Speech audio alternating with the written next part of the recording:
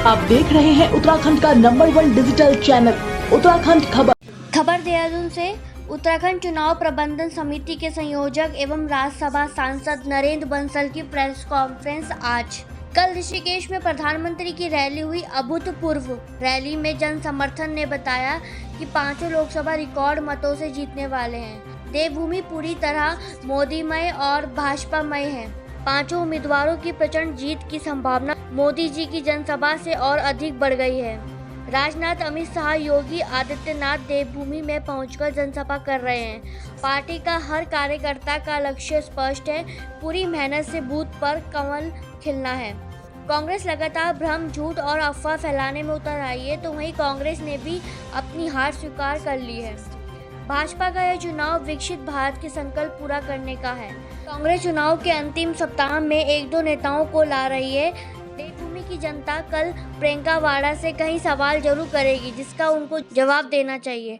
मोहब्बत की दुकान चलाने वाले राम लल्ला से इतनी नफरत क्यों करते हैं, जनता जानना चाहती है। कांग्रेस के कार्यकर्ता सनातन धर्म को गाली देती है। राहुल गांधी ने तो शक्ति को ही समाप्त करने की बात कर चुके हैं। कांग्रेस न्याय पत्र झूठ का पुलिंदा लेकर आए हैं। लड़की हूँ, लड़ सकती हूँ का नारा देने वाली महिलाओं का सम्मान नहीं करते। कांग्रेस ने एक भी महिला उम्मीदवार को टिकट नहीं दिया। तीर्थ नगरी ऋषिकेश में विश्व के सबसे लोकप्रिय नेता, भारत के यशस्वी प्रधानमंत्री श्री नरेंद्र मोदी जी की विचारों को सुना, उसके लिए हम सब उनके आभारी हैं। ऋषिकेश आईडीके के मैदान में जिस तरह का सैलाब उमड़ा, वो ये बताते है। जी तोड़ मेहनत से प्रदेश के सभी पोलिंग स्टेशनों पर कमल खिलाना है। इस बार हमारे बूथ के कार्यकर्ताओं का भी यह निश्चय है कि प्रत्येक बूथ को जीतकर, बूथ जीता, चुनाव जीता, इसको वो सार्थक करेंगे और इससे हम फिर प्रचंड बहुमत प्राप्त करेंगे।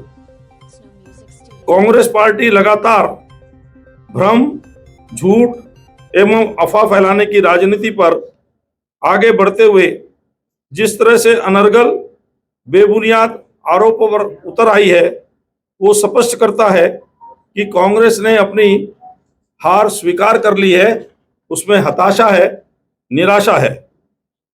यहाँ सवाल सिर्फ कांग्रेस की हार का नहीं है, क्योंकि भाजपा तो पहले ही अनेकों बार स्पष्ट कर चुकी है कि हमारे लिए चुनाव किसी को हराने का नहीं, बल्कि विकसित और समृद्ध भारत के निर्माण के लिए अधिकांश देशवासियों को साथ लाने का है। ये चुनाव अपने पिछले सभी चुनावों में मिली जीत की लकीर को और अधिक बड़ा करने का है, क्योंकि सबको साथ लेकर के सबका साथ, सबका विकास, सबका विश्वास, सबका प्रयास, इसको हम सार्थक करने के लिए सबको साथ लेकर चल रहे हैं। मुझे पता चला है कि चुनाव के अंतिम सप्ताह में सोई हुई कांग्रेस, हताश निराश कांग्रेस अपने 1-2 नेताओं को लाकर सभा कराने जा रही है। संभवतः कल श्रीमती प्रियंका वाड्रा जी की 1-2 सभाएं कर रहे हैं, तो देवभूमि में आने से पहले देवभूमि की जनता प्रियंका वाड्रा से कुछ सवाल करना चाहती है, जिसका उत्तर उनको अपनी सभाओं में देना चाहिए। अब चूंकि उनकी आने वाली नेता श्रीमती प्रियंका वाड्रा एक महिला है, उन्होंने कहा भी है, पिछले चुनावों में भी कहा था, उनका नारा था लड़की हूं, लड़ सकती हूं। लिहाजा चंद महत्वपूर्ण सवालों का जवाब उन्हें कल अपने कार्यक्रम में देना ही चाहिए। पहला है, मोहब्बत की दुकान चलाने का दावा करने वाले उनको रामलला और भारत की सनातन संस्कृति से इतनी नफरत क्यों है, इसे उन्हें स्पष्ट करना चाहिए। उनके नेता सहयोगी उनके सनातन धर्म को तरह तरह से गाली देते हैं, नष्ट करने की बात करते हैं, डेंगू, मलेरिया, मच्छर, इस प्रकार की भाषा का प्रयोग करते हैं। तो इस संबंध में उसको नष्ट करने का दुस्साहस करने की बात करते हैं और उनके छोटे भाई श्री राहुल गांधी ने तो शक्ति को ही समाप्त करने की बात की है। आजकल नवरात्र चल रहे हैं, हम सब शक्ति के उपासक हैं। सनातन धर्म में शक्ति की उपासना है। उत्तराखंड की देवभूमि में तो अनेक प्रकार की हमारी शक्ति माँ है। माँ धारी देवी है, माँ ज्वाल्पा देवी है, माँ चंद्रबदनी है, माँ सरकुंडा देवी है, माँ मनसा देवी है, माँ चंडी देवी है, आदि अनेकों शक्ति स्वरूपा माताएं हैं और हम शक्ति का पूजन करते हैं। इन नवरात्रों में भी उस शक्ति को समाप्त करने की बात श्री राहुल गांधी ने की है। उस पर प्रियंका जी को अपना मंतव्य स्पष्ट करना चाहिए। क्यों ये परिवार वहां पे रहते हैं, उनके विस्थापन को लेकर के कोई बात नहीं हुई है, ना उन्होंने कोई बात वहां से कही।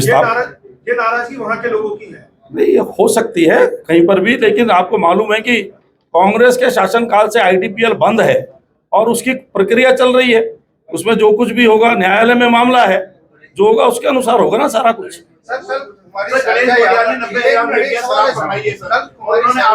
या तो जो है 90,000 पेटियां जो है शराब पकड़ी गई है, वो आरोप लगा रहे हैं कि बीजेपी की शराब है, चुनाव में ये यूज होने वाली है। इस पे क्या कहना? मुझे क्या कहना है, अगर गोदियाल जी के पास उसके प्रमाण हैं तो वो प्रूफ करे। जिसकी पकड़ी गई है वो उसका जवाब देगा।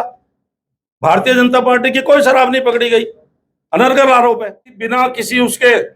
बिना कोई अपराध घोषित हुए, केवल अटकलों के आधार पर, कोई न्यायालय में केस नहीं, कोई न्यायालय ने सजा नहीं दी, कहीं उस महिला ने कुछ नहीं किया।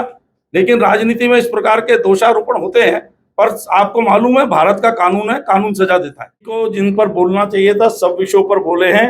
अंकिता भंडारी पर हमारे प्रदेश की सरकार ने त्वरित कार्रवाई करके जो अपराधी थे, अभी उस पर न्यायिक जांच भी चल रही है, आगे भी जो होंगे उनको जेल में डाला हुआ है। किसी की भी आज तक जमानत तक नहीं हुई है। बाकी सजा देने का काम सरकार नहीं, कानून करती के बताने से ही जो विषय थे उन पर सब पर बोला है उन्होंने। महिला सुरक्षा जितनी हमारे सरकार में है किसी भी नहीं। आपकी कल्पना है, मोदी जी और भाजपा कोई अंतर नहीं है। मोदी जी भाजपा के ही हैं, भाजपा के ही प्रधानमंत्री बने हैं, भाजपा के ही संगठन में उन्होंने बड़ा काम किया है, नीचे से लेकर के ऊपर तक। इसलिए उसको उसी प्रकार समझना चाहिए। कांग्रेस के बड़े नेता मातृशक्ति का अपमान कर रहे हैं, ये उनको स्पष्ट करना चाहिए। और इनकी एक बड़ी नेत्री महिला उम्मीदवार पर अभद्र उन्होंने पोस्ट डाली सोशल मीडिया पर।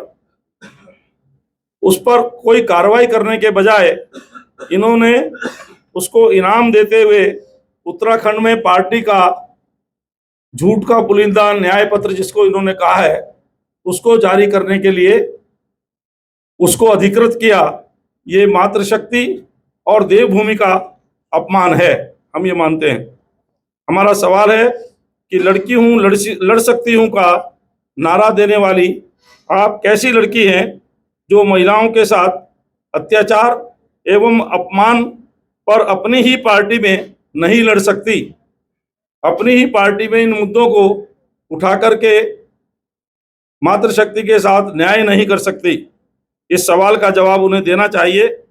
मातृशक्ति के सामर्थ्य वाले उत्तराखंड में एक भी महिला को लोकसभा का टिकट देने लायक आपकी पार्टी ने नहीं समझा।